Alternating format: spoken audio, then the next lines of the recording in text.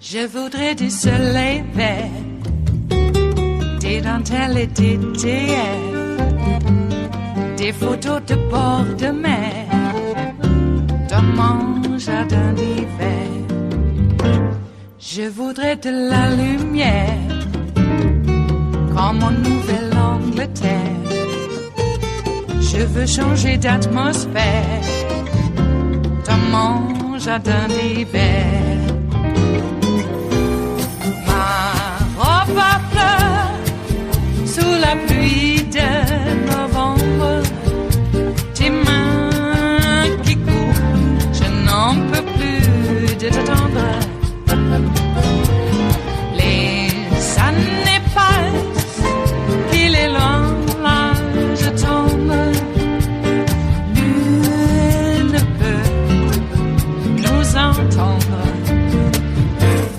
Je voudrais du Fred Astaire, revoir un latte. This year's protests forced more Americans to face these realities and see they're not about some kind of rare exception or just bad apples. Americans reminded this year of other lives that mattered, other innocent black people killed. Walter Scott, shot to death in the back. Laquan McDonald, 17 and shot to death with 16 police bullets. Freddie Gray, tossed into a van where he died of a neck injury. Eric Garner, a father choked to death in broad daylight in an eerie precursor to the George Floyd video that upset so many Americans. Linwood Lambert, who police handcuffed and drove to a hospital where he was supposed to get needed medical care. He was denied that by police, who used their tasers 20 times. He died in police custody. Each story about each life may break through more than the numbers, but here in the news, we'll show you the numbers tell the same story. Police kill about 1,000 people a year. The rate continuing at the same pace this year, 804 killings so far, per the Washington Post. It's the same pace for charges. Before 2016, police could go years in a row without a single murder conviction, despite thousands of killings. Now, that's ticked up slightly in just these most egregious killings caught on tape. One officer convicted about per year over the past 5 years, in research by Philip Stinson. Now, just as some Americans rush to overestimate how Obama's victory might end racism, this year it would be the wrong lesson to assume that the scrutiny I just showed you on police brutality and racism is curbing the actual deployment of systemic racism. So all of that drove the protests. But numerically, police brutality is actually the smallest part of systemic racism. Yes, all those videos that you just saw there about the sliver of the justice system that just deals with arrests, the first part of any police interaction. But the majority of the economic and racial injustice exists elsewhere. So, for example, in America, did you know that most of the people in our jails are innocent? That sounds weird, right? But under the cash bail system, if you're rich, you're innocent until proven guilty and you prepare for trial at home. If you're not, you're innocent until proven guilty, but stuck in jail until trial because you can't pay bail. Well, being in jail doesn't feel very innocent. Most people in our jails are awaiting trial. 90% can't afford bail. The system disproportionately discriminates against black Americans, from how judges apply it to the higher poverty rates driving incarceration. Now, those are numbers. Here's a person. 28-year-old Sandra Bland was pulled over for not using a turn signal, then arrested, then jailed on a $5,000 bond that she couldn't afford. Now, she later died in jail, bringing extra scrutiny to her case, but most Americans cannot afford these bonds. And the over-policing of black Americans means they run into this cash problem more often. That's just bail. Then there's the trial itself. Americans see crime shows where everyone gets their day in court, but that's fiction. Most cases never go to trial like that. And you can see why tonight. Legally innocent defendants held in jail, where they lose their jobs if they have them, no money for bail or a good lawyer. They face huge pressure to plea, and most take the deals. That's unfair to the poor and tilted by race, because prosecutors systematically push more jail and plea deals for black defendants than whites. And then judges sentence them to more time for the same crime, especially in the drug charges that clog our system. So black Americans end up imprisoned at 5 times the rate. So those police brutality videos are important this year, but they are simply the most visible, shocking part of this much wider system, which is harder to catch on video, harder to swiftly expose all its cruel catch-22s and raw deals. Now, the iconic filmmaker Ava DuVernay's documentary 13th does some of that, showing how slavery is the foundation for mass incarceration. It's with the Nixon era and the law and order period when crime begins to stand in for race. The prison industrial complex relies historically on the inheritances of slavery. And in that Nixon era, those White House aides for Nixon later admitted they saw the war on drugs as a way to get the public to associate blacks with heroin, to criminalize them and disrupt those communities. From DuVernay to the scholar Michelle Alexander to the writer James Baldwin, many have emphasized these are not new systems. They continue old ones. We are still governed by the slave codes. Now, when I say a slave rebellion, I mean that what is called the civil rights movement was really insurrection. So everything I just told you is actually just a relatively brief tour of racism in criminal justice, which itself is one slice of systemic racism in the rest of America. For that, I want to go just briefly through a top 10 list. Number 10, the American dream of owning a home. Most white Americans do, compared to a minority of black Americans. 9, the dream in any meritocracy, higher education. Most whites graduate college. Most black Americans don't. And the racial wealth gap persists apart from education, bringing us to 8. White American households with only a high school diploma make about $100,000 a year. Way more, 10 times more than the wealth of black households with the same exact education. It gets worse. 7 in 10 Americans today, I should say 7 on our list of 10. If you're a white person with only a high school degree in America today, you're going to make more than a black American with a bachelor's degree. So when you hear that people should just pull themselves up and get an education and get to work, remember, race kicks in to block fair pay for that progress regardless. Here's another example of how, bringing us to number 6. Statistically, many employers prefer to hire a white, formerly convicted criminal over a black applicant with no record. Think about that. That's all just business as usual. And it stokes wider inequities for when new problems hit. Like 5, the recession hits everyone, but it's hitting black communities harder. 4, the pandemic pushing far more black Americans into hunger. And 3, into missing housing payments. And 2, driving more black businesses into bankruptcy than other companies. All the way to number 1 right now. All the long-term factors that make black Americans twice as likely to die from the coronavirus. It is Thursday, the 29th of October of 2020, and you are in West Coast Cookbook and Speakeasy. I am your chef de cuisine, Justice Putnam. Gunner, the English bulldog, of course, is our snoozing sous chef.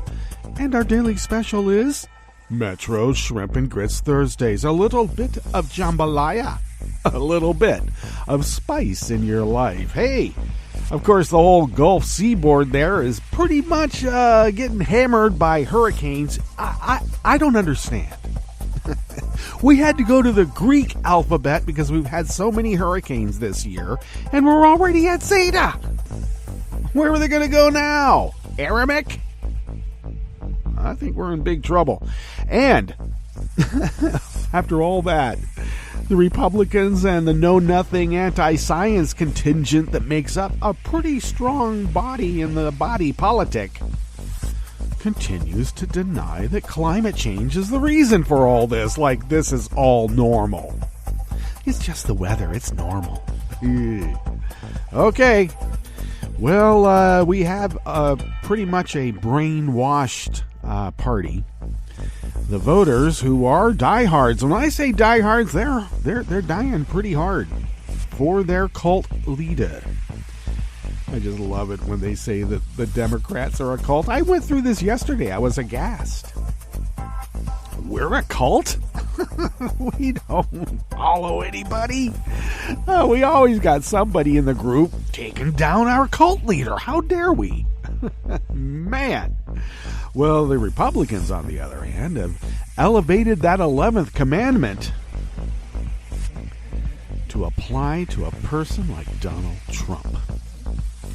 But part of that 11th commandment was not to speak ill of another Republican. Well, that's not what Donnie does.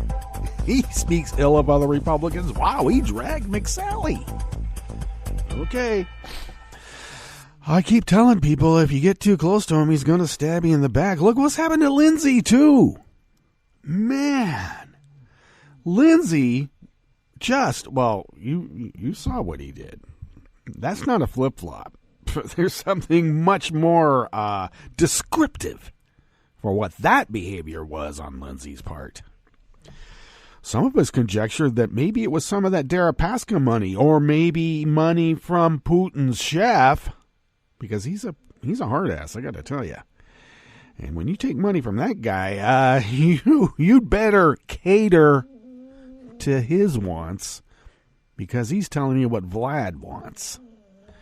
So Lindsey did some contortions there. I had no idea he was so, well, let's put it this way. I suspected, but in another context.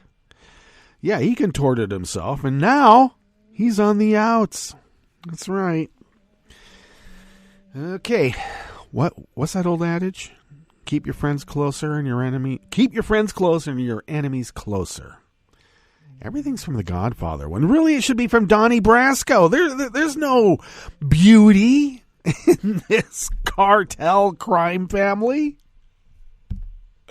It's Donnie Brasco. It's just chopping off parking meters and getting the quarters out. That's the extent of this grift, the morality of this grift.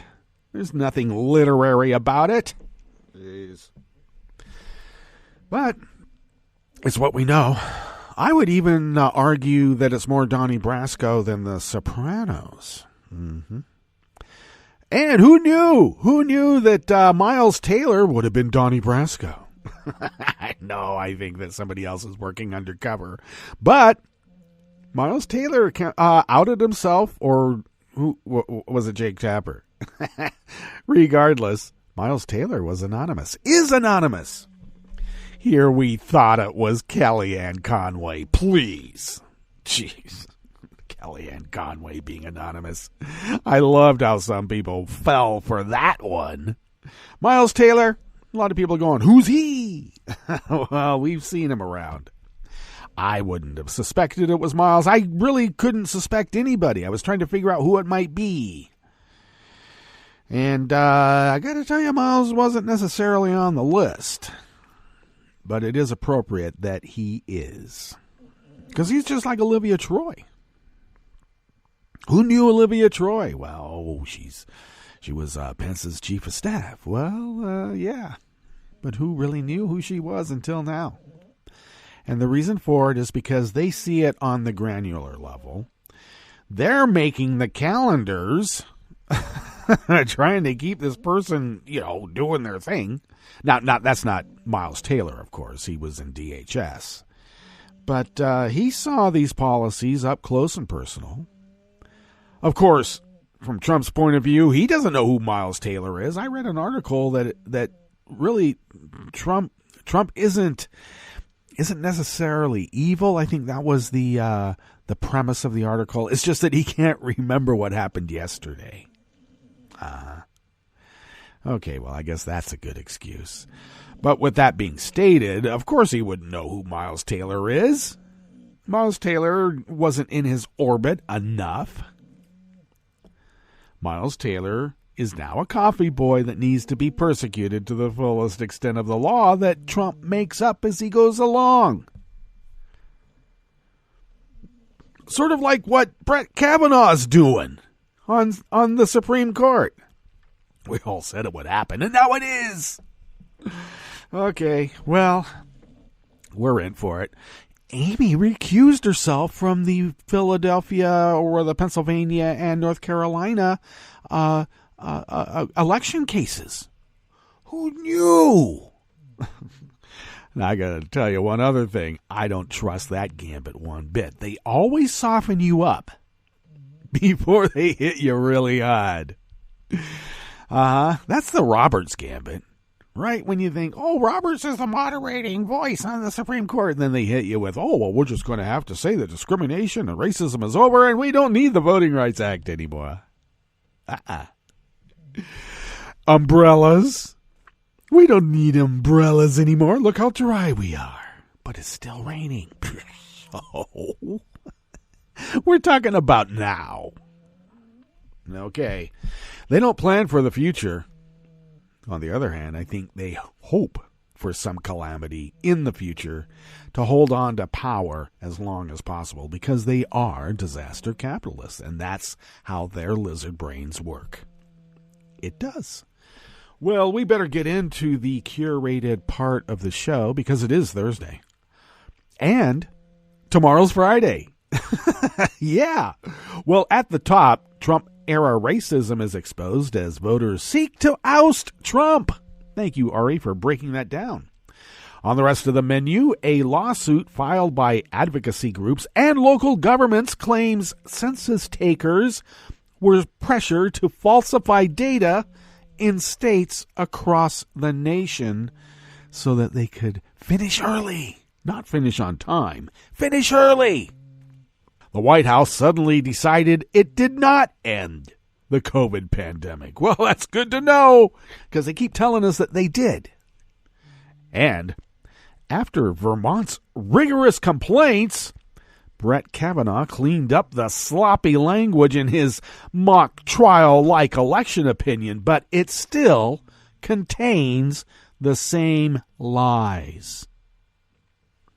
After the break, we move to the chef's table, where a group of British lawmakers filed a legal case against Boris Johnson over his supine Russian interference response. Almost like he was part of the game. Almost.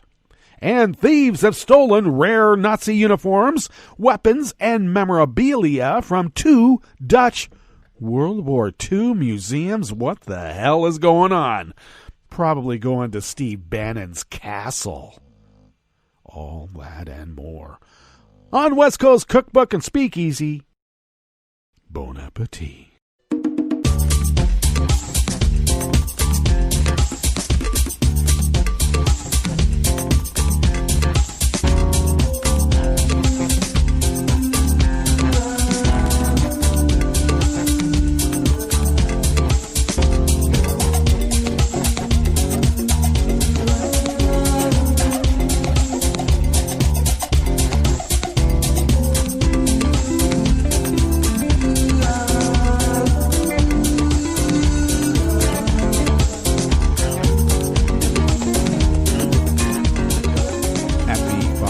Homepage at netrootsradio.com, you will hopefully notice the chat room link, and that chat room is there for your use. It's right there by the social media scroll, so go ahead. The chat room is monitored by Kelly Lincoln, though she be pretty darn busy. You know, we all have real lives, and Kelly does too. Thank you, Kelly, for all the work that you do. If you would then take a gander, yeah, we talk like that around here. Please do take a gander to the leftish of the page, and then you will notice our Patreon link, and that's there because, yeah, we ask for money every time during the show at this time. And the reason we do that is because though the bulk of how we make this operation function, it comes out of our own wallets, we would still be unable to do it without you, as Tom will tell you a little bit later. And if you could afford an espresso-type coffee drink, sent to us once a month, if you can only afford it, please. And if you can, then we're able to pay our bills and get the needed machinery that we have to get by the end of the year. Everything's shutting down in December. You know, Adobe, everything's stopping. Why? Because I'm still running a PC on Windows 7. Who does that? And I got battery expansion in the MacBook, and that's the broadcaster. Anyway, we are getting that machinery and the software, and we pay our bills, and we're able to do it because of you, and we thank you for your generosity, truly. If you would like to follow Netroots Radio on Twitter, you can do so at Netroots Radio. Tom takes care of that. And also should mention that Tom puts together a lot of the promo spots and the political promo spots and interstitials, if you know what that is, station IDs, etc., etc., etc. Plus, he has his own life to live and family to take care of. Thank you, Tom. If you would like to follow me on Twitter, please do at Justice Putnam. Wow, that's me. And I post the show notes and links diary on Daily Codes about 10 minutes before showtime. Link that up on Twitter and other social media platforms, of course. Please do listen to my music show on Sundays, and it is on podcast on Spreaker, so check it out. The Justice Department Musique Sans Frontières. And for quite a while now, since last spring, we have been running the wildfire, pandemic, and civil unrest broadcast and podcasts of the Justice Department Musique Sans Frontières. We find a poem. Why am I talking about myself in the royal we? I better stop that. Anyway, I find a poem. And from that, the theme arises from how the playlist is constructed, and that's what we do. So check it out. That is at 8 p.m. on Sunday nights on the West Coast, so that would, of course, be at 11 p.m. on the East Coast. But you can always get those podcasts on Spreaker, so check that out. If you would like to follow the show on Twitter, do so at Cookbook West and pick up podcasts of West Coast Cookbook and Speakeasy by way of Spreaker, Stitcher, TuneIn, iHeart, YouTube, iTunes, and wherever fine podcasts can be found mixed in with all the rest of us, because we're all there, every single one. Alrighty, let's dive into this first offering here in the Bistro Cafe of West Coast Cookbook and Speakeasy. It comes out of the Associated Press by Mike Snyder. The U.S. Census Bureau was able to claim it had reached 99.9999999999999% of households when the 2020 census ended 2 weeks ago because census takers were pressured to falsify data as the statistical agency cut corners and slashed standards, according to an amended lawsuit from advocacy groups and local governments. In Baltimore, Southern California, and the states of Massachusetts, North Carolina, and Texas, some households were marked as completed after only one attempt to reach residents living there, according to the revised lawsuit filed by the National Urban League, the city of San Jose, California, and scores of others. Elsewhere, census takers were pressured by supervisors to close cases as quickly as possible, and they did this by guessing the number of people living in a household, claiming an address was too dangerous to visit, or falsely saying residents of a household had refused to answer questions during door knocking, the lawsuit said, and it was filed in a federal court in San Jose. Instructions such as those identified above suggested to enumerators that they should falsify data to close cases quickly, the lawsuit said. The lawsuit argues the disregard for accuracy was done to end the count early so that census numbers could be processed while Trump was still in the White House, regardless of who wins the presidential race. That would allow the Trump administration, meaning Moscow Mitch McConnell and the other parts of this Vichy collaborating government. Is that who they mean? Well, they could enforce a presidential order seeking to exclude people living in the U.S. illegally when congressional seats are divvied up among the states. Now, of course, the Constitution says everybody's counted. And if you want to be an originalist, whatever that means, because originalism is just a nice way of saying they make it up. It's so original that's been made up. But let's just go with their intellectual argument of originalism. Nobody was illegal originally. People aren't illegal for being here. Where do you come up with that? Racism? Uh-huh. That's what it is. Let's not split hairs. According to the lawsuit, the Census Bureau also relied heavily on methods other than directly interviewing households during its door-knocking phase in order to achieve its high completion rate.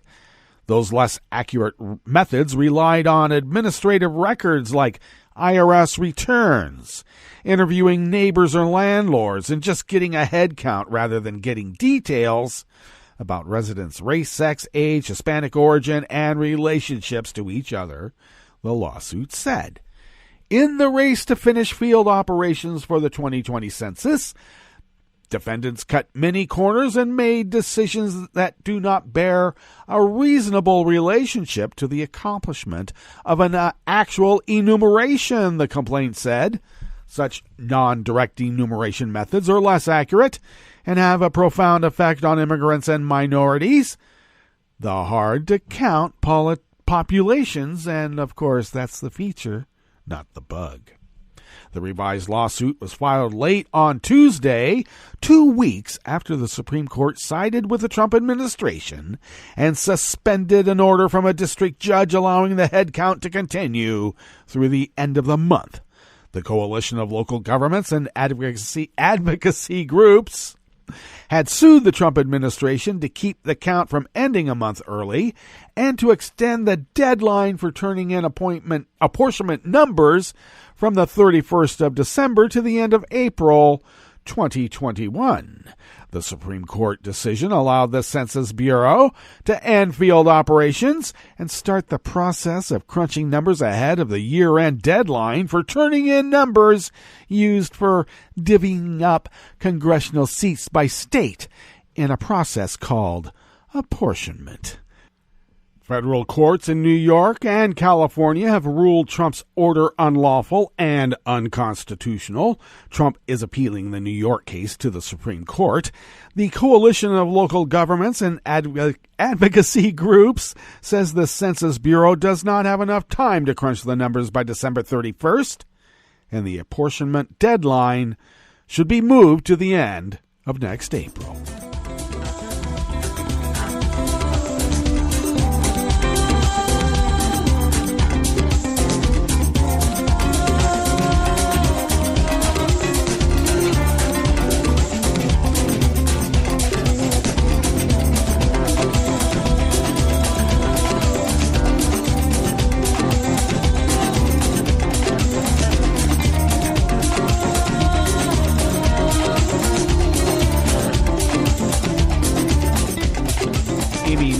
Of the American Independent brings us this next offering here in the Bistro Cafe of West Coast Cookbook and Speakeasy.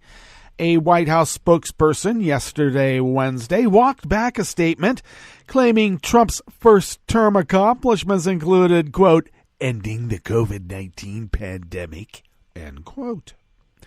Elisa Farah, the White House communications director, said a news release from the White House Office of Science and Technology Policy was poorly worded. Really now?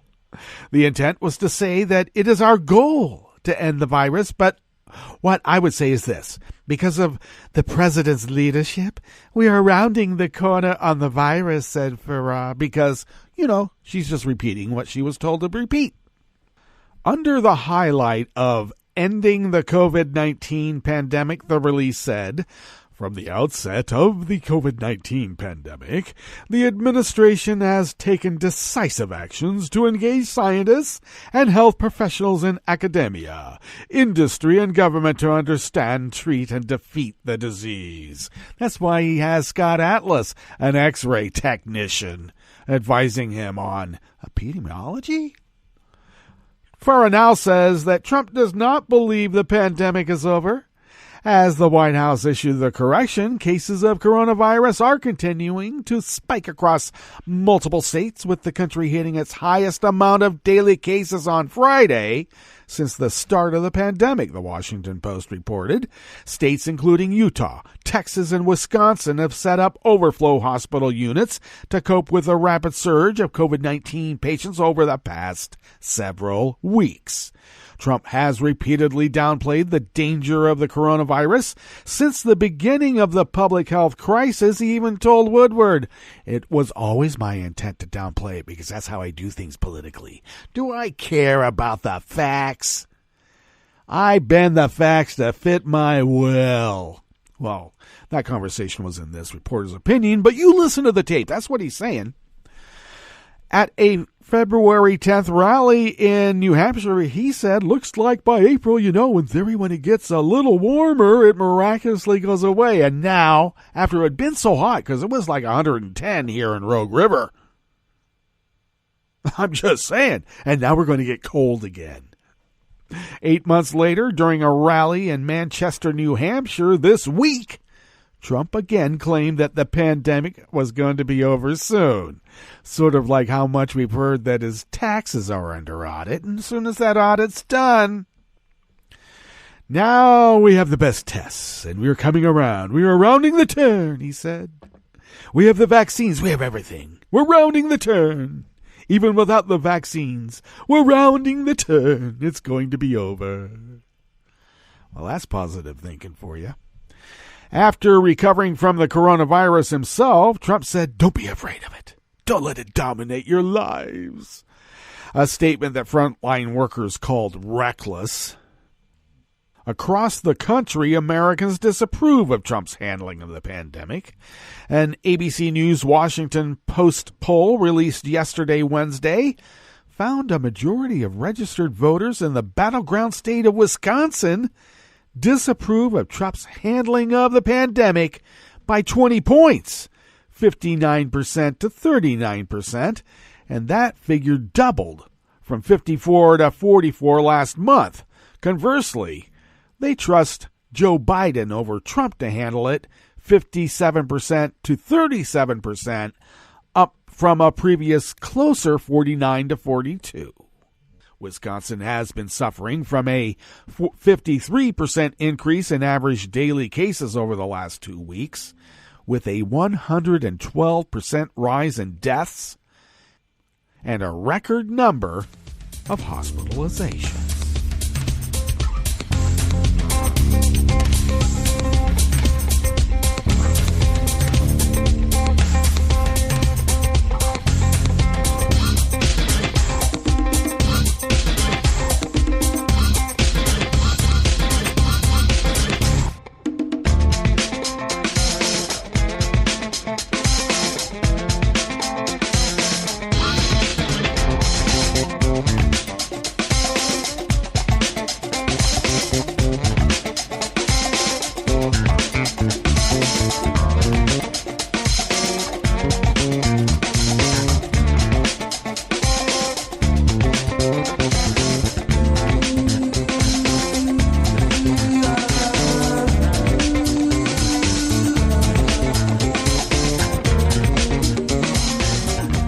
Sarah K. Burris of Raw Story brings us this final offering here in the Bistro Cafe of West Coast Cookbook and Speakeasy, Metro Shrimp and Grits Thursdays.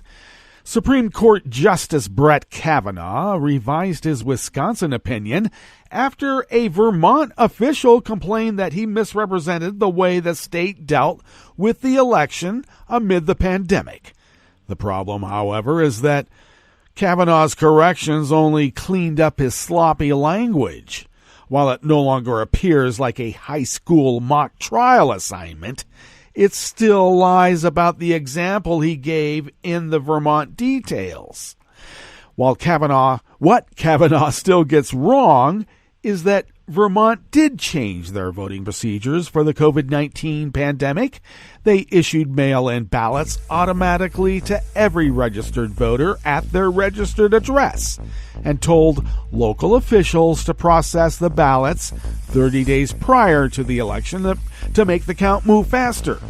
Kavanaugh's text still says Vermont did not change anything, which is just a nice way of saying that Brett Kavanaugh lies through his beer. All right, let's get to our break. And when we get back from that break, we will go through weather from around the world, and we will finish up with the stories that we have curated for you today. You are listening to West Coast Cookbook and Speakeasy. We will be right back. You are listening to netrootsradio.com. Please hang up and try again.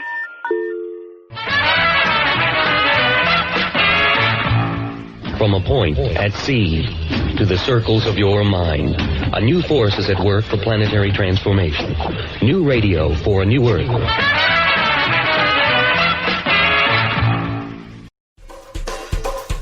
This is Scientific American's 60-Second Science. I'm Steve Mirsky.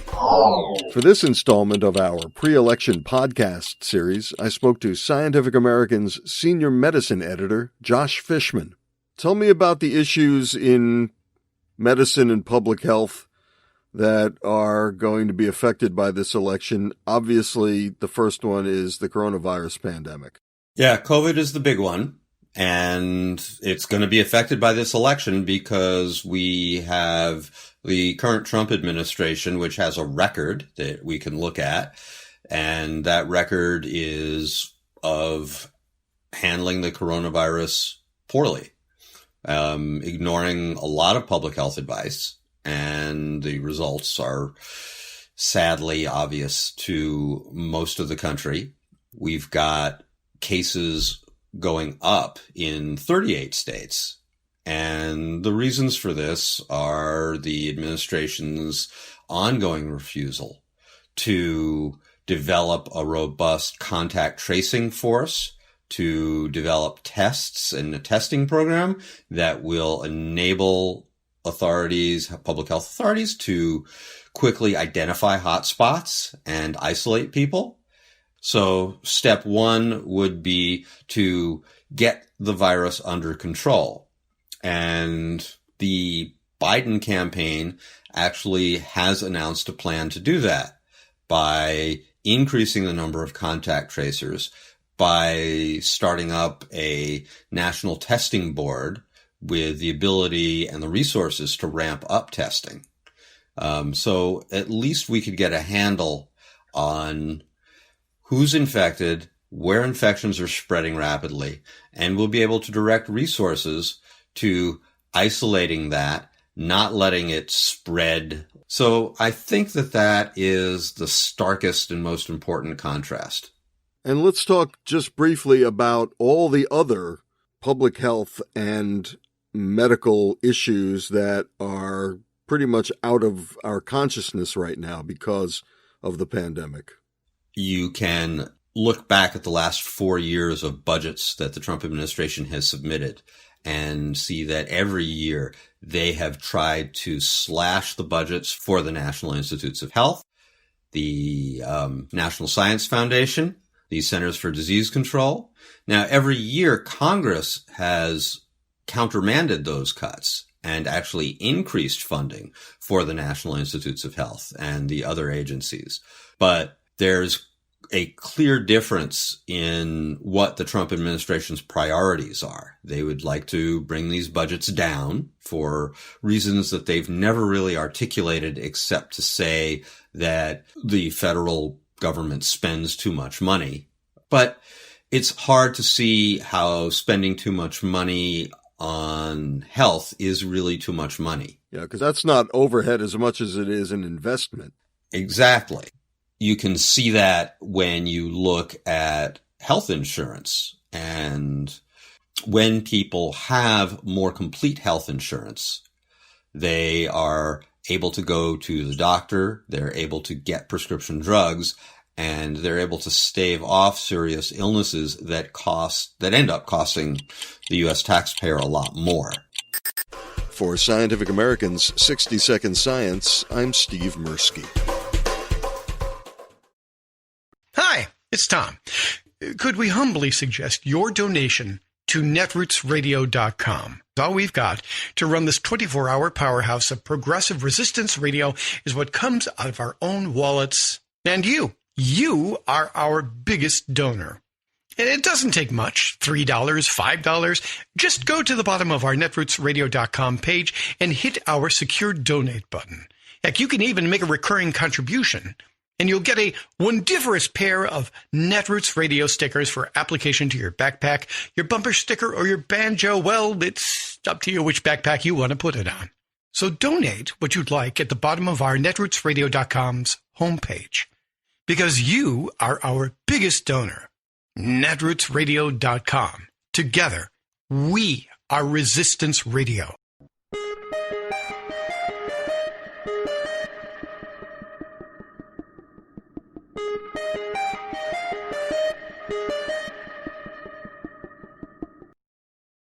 I'm Rick Smith, and this is Labor History in 2.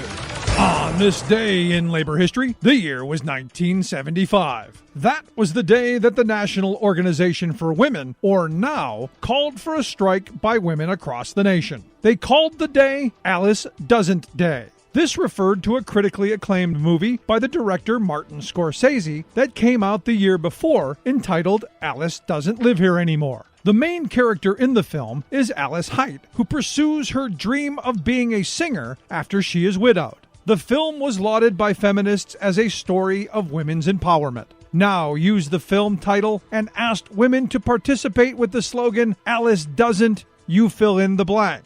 Women were encouraged to participate in the day however they could, including refraining from volunteering, shopping, and if possible, working for one day to demonstrate their importance to the economy. Women who could not skip work were asked to wear armbands to show their solidarity with the cause. In an interview published in the Chicago Tribune, NOW President Karen DeCrow explained, quote, "There is a myth that women in the workforce could go home. But if they did, our economy would stop. If all the secretaries did not come to work, all things would stop." But not all women were excited about the day. Some anti-feminist women decided to protest the day by wearing pink, baking cookies, and performing other stereotypical female tasks. While NOW called the event a success, Time magazine deemed it a spectacular failure. One critique was that the event reflected the white middle-class dominance of the women's movement. Working-class women, and especially women of color, had a much more difficult time with holding their labor.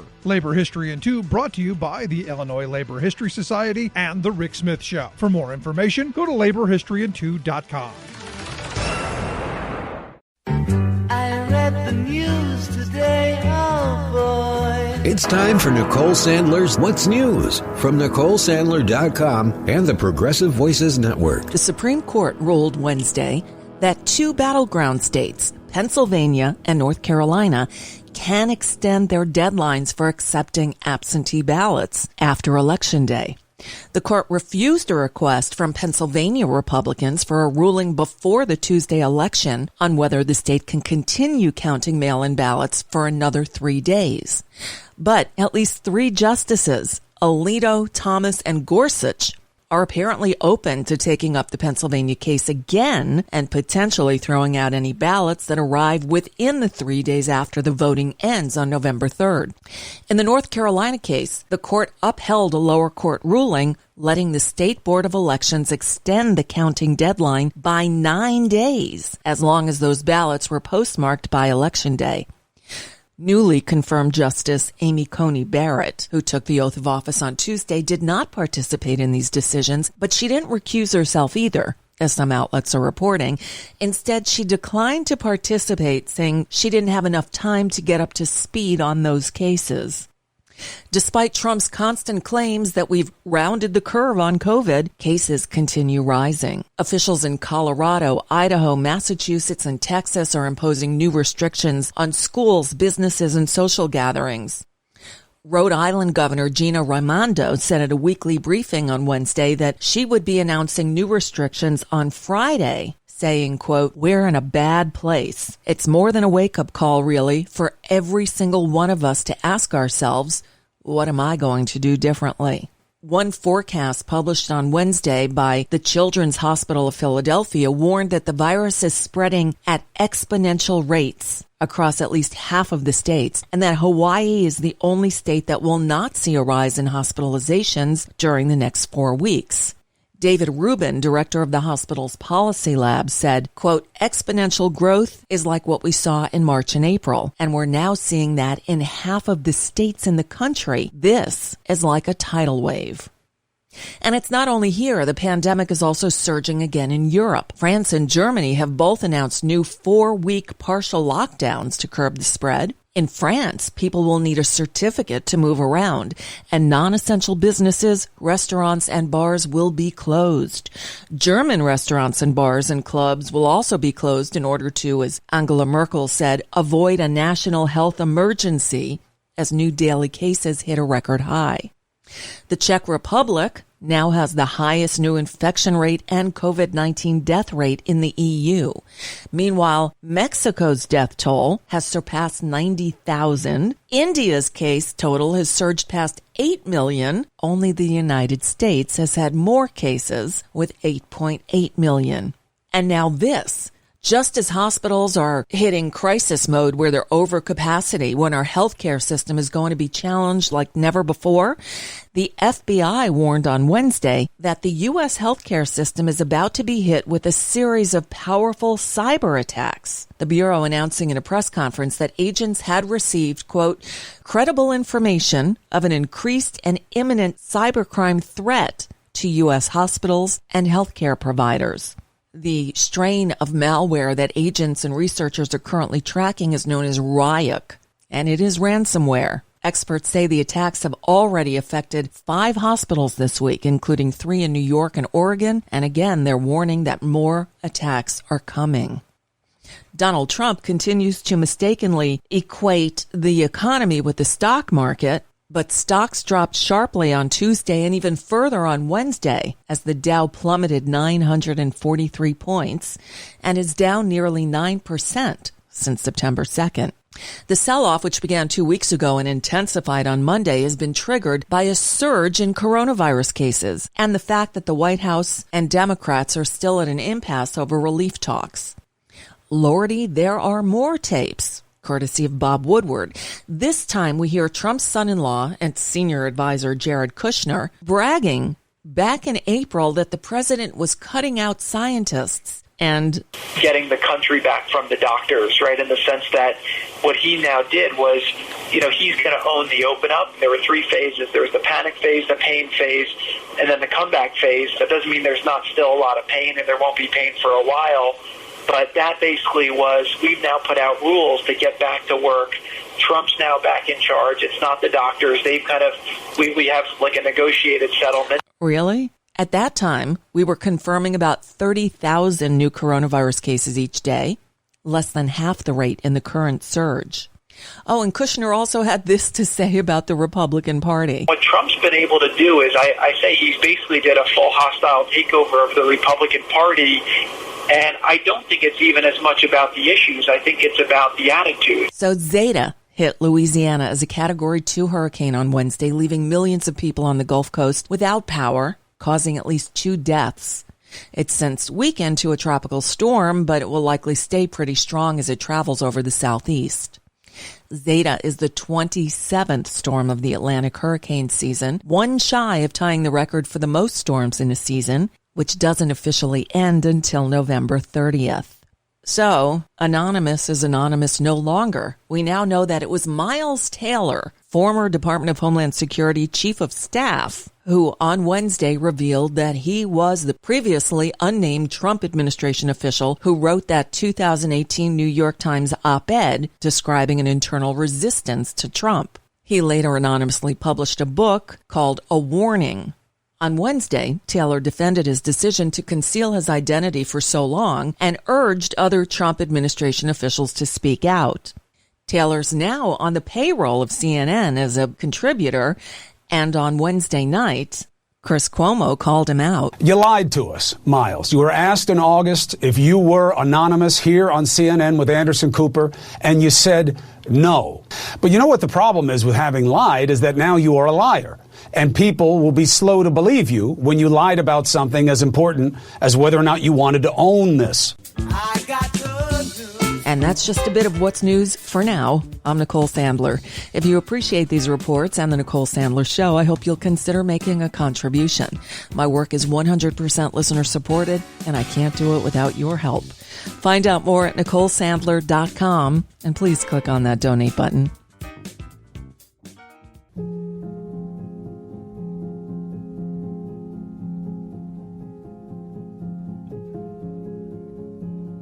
There's no art in this White House. There's no literature, no poetry, no music. There are no pets in this White House. No loyal man's best friend. No Socks the family cat. No kids' science fairs. No time when the president takes off his blue suit, red tie uniform, and becomes human. Except when he puts on his white shirt and khaki pants uniform and hides from the American people to play golf. There are no images of the first family enjoying themselves together in a moment of relaxation.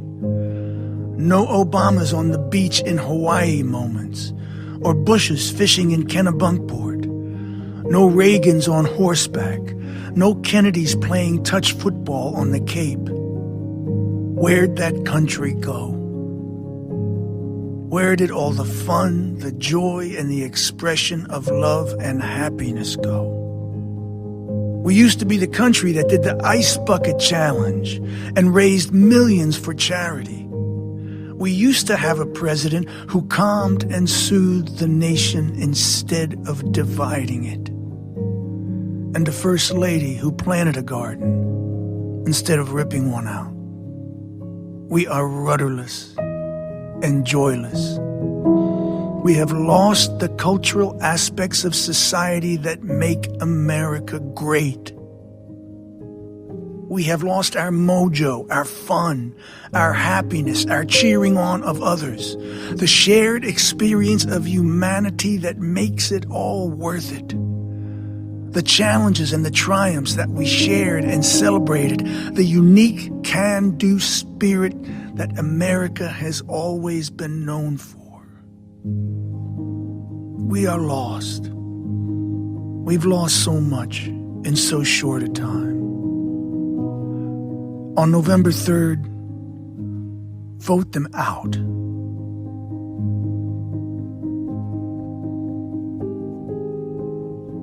This message brought to you by your friends at netrootsradio.com and the boss.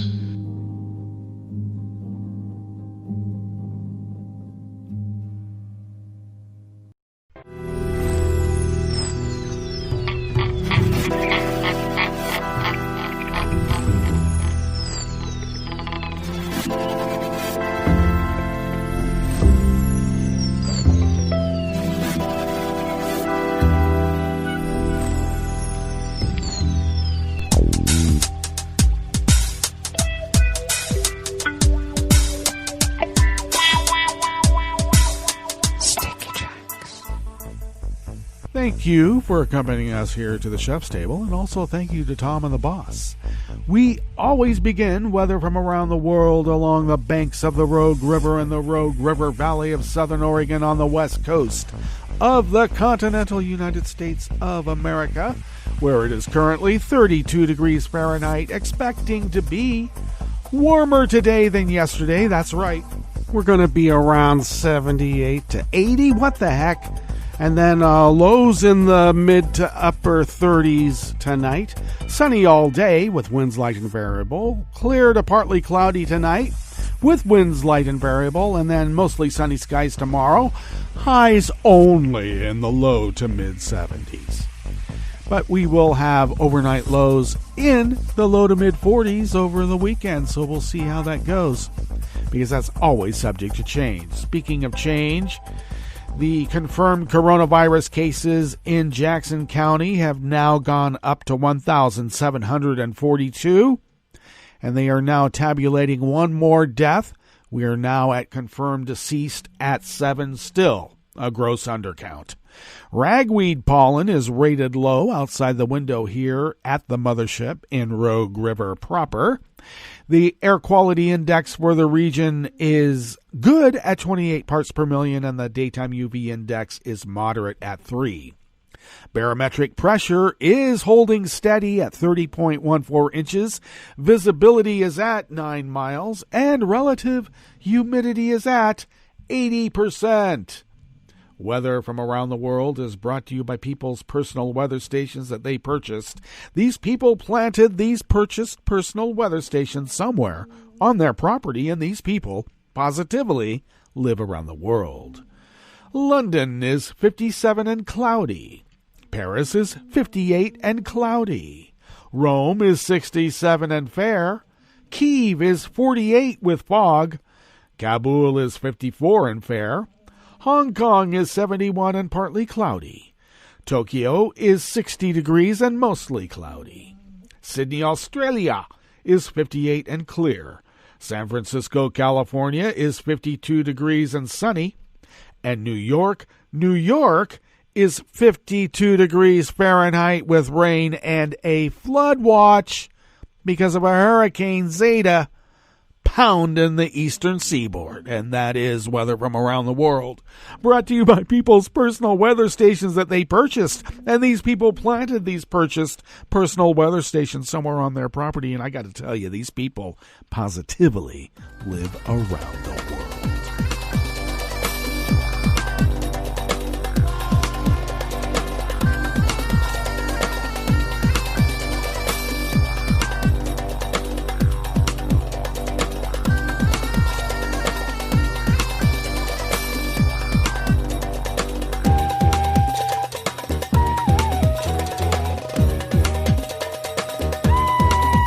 Anonymous worker bees at Reuters bring us this first amuse-bouche here at the chef's table at West Coast Cookbook and Speakeasy.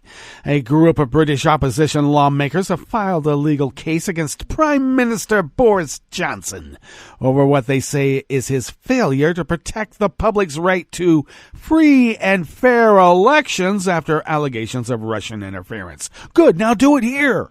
A parliamentary report released in July said the government failed to find out whether Russia meddled in the 2016 referendum on membership of the EU and recommended the intelligence services investigate further.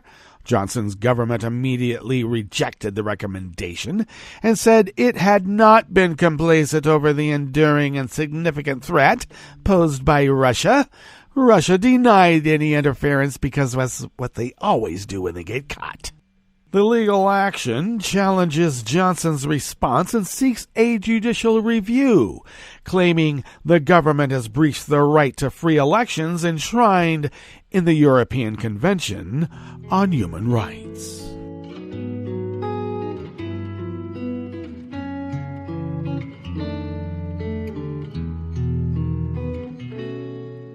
Je te donne, c'est mon amour pour la vie entière.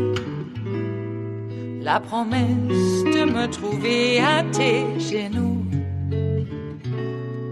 Aussitôt que tu m'appelles, rester toujours fidèle. C'est tout, c'est tout. Je te donne tous mes printemps, mes étés de mer.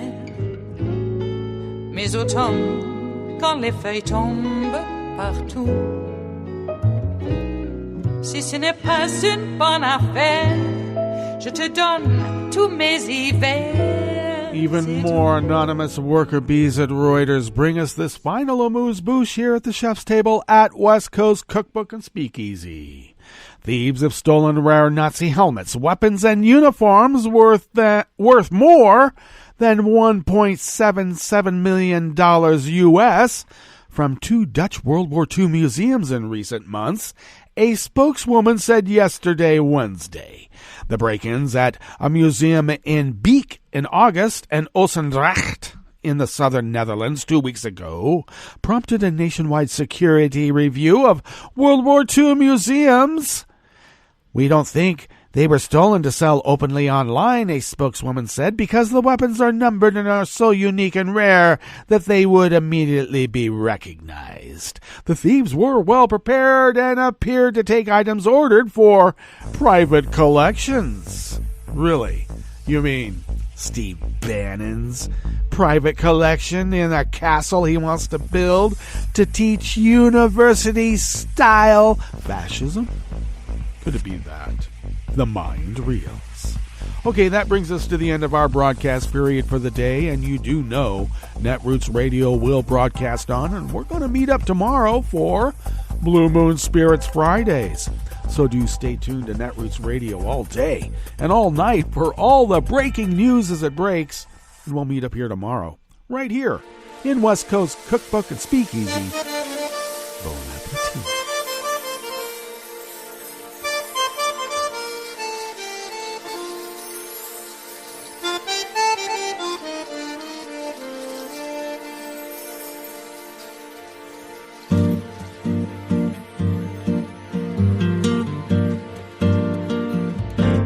Je voudrais du soleil vert, des dentelles et des théâtres, des photos de bord de mer, dans mon jardin d'hiver. Je voudrais de la lumière, comme en Nouvelle-Angleterre.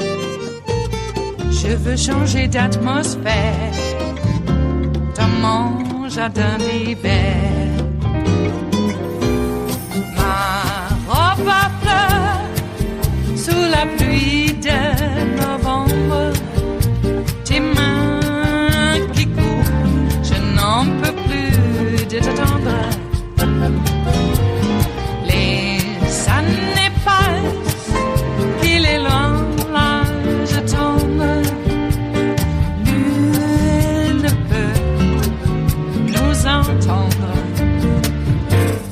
Je voudrais du Fred Astaire, revoir un latte Goël.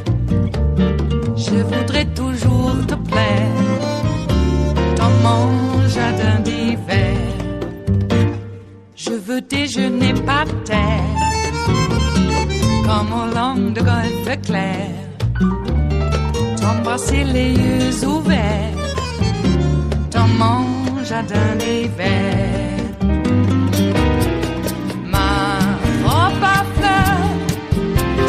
Pluie de novembre, tes mains qui courent, je n'en peux plus de t'attendre. Les années passent, il est loin, là je tombe. Nul ne peut nous entendre. Ba-da-da-dum-di-da-dum. Ba-da-da-dum-di-da-dum. Ba-da-da-dum-di-da-dum. Dans mon jardin d'hiver. Ba-da-da-dum-di-da-dum. Ba-da-da-dum-di-da-dum. Ba-da-da-dum-di-da-dum. Dans mon jardin d'hiver. Dans mon jardin d'hiver. Dans mon jardin d'hiver.